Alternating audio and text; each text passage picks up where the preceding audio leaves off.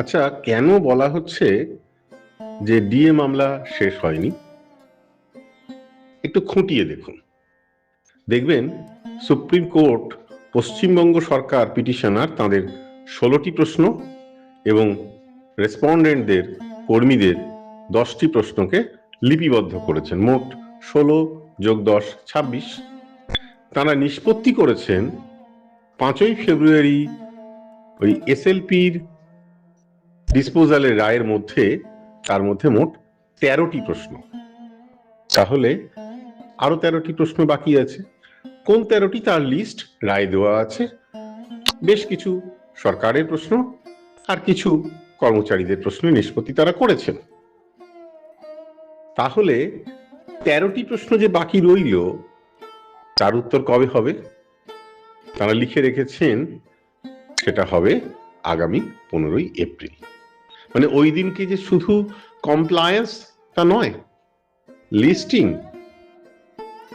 তারা বিচারপতিরা 8ই সেপ্টেম্বরের শুনানি শেষ, আর্গুমেন্ট কনক্লুডেড, জাজমেন্ট রিজার্ভের পরে মাস পাঁচেক সময় নিয়েছিলেন। তার মাসখানেকের মধ্যে সব পক্ষ তাদের লিখিত ফাইনাল সাবমিশন জমা করেছিলেন। ইউনিটি ফোরাম তার সঙ্গে 405 পাতার যৌথ কম্পাইলেশন দিয়েছে। সিনিয়র অ্যাডভোকেট করুণানী নন্দীর সঙ্গে সিনিয়র অ্যাডভোকেট গোপাল সুব্রামনিয়াম দিয়েছেন।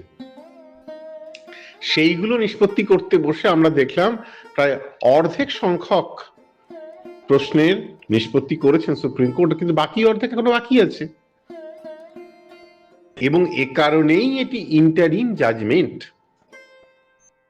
মধ্যবর্তী সময়ে আমরা দেখছি 5ই ফেব্রুয়ারি থেকে দিন গুনলে ক্যালেন্ডারে দেখে নিন, মার্চের গোটা মার্চ, এপ্রিলের অর্ধেক, আর ফেব্রুয়ারির দিন 20। তো এই সময়টা তারা নিয়েছেন তাদের রায় লেখা হোক। ইতিমধ্যে 6ই মার্চ ওই সুপ্রিম কোর্ট গঠিত কমিটি তাদের রিপোর্ট দেবে। সেটা প্রকাশিত হলে আমরা দেখতে পাবো সরকার যাচ্ছেন কি না, সেখানে কি হচ্ছে, এবং আমরা কে কত টাকা পেলাম। যদি পাই আমরা তার রিসিট রেখে দেব, সরকার জানাবেন তাদের বক্তব্য, আমরা জানতে পারবো। সরকার কমপ্লায়েন্স রিপোর্ট দেবেন, আমরা সেগুলো মিলিয়ে নিতে পারবো। বিচার হবে। আমার ধারণা সুপ্রিম কোর্ট আমাদেরকে একটি ল্যান্ডমার্ক জাজমেন্ট দেবেন। সার্ভিস জুরিসপ্রুডেন্সে আমরা দেখেছি এই অতীতে, খুব সম্প্রতি অতীতে, সম কাজে সম বেতনের ধারণাটি এসেছে। তারা কিন্তু মৌলিক অধিকারের বিষয় লিখে রেখেছেন, পরবর্তী ক্ষেত্রে দেওয়া হবে, নির্দিষ্ট করে বলেননি কবে দেওয়া হবে। আমরা তো বলতে পারি না। ধরুন এমন হতে পারে 15ই এপ্রিল আবার শুনানি শেষ হলো এবং রায়দান সংরক্ষিত রইল।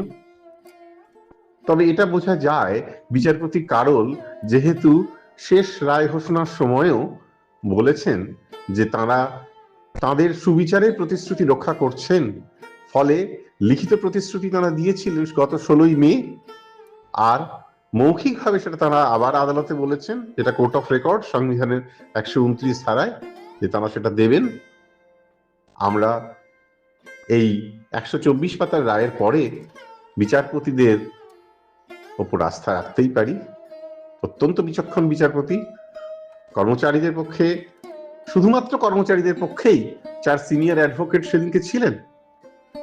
আমি যথাক্রমে নামগুলি বলছি: রউফ রহিম, পাটওয়ালিয়াজি, করুণা নন্দী এবং সম্ভবত নচিকেতা যোশী।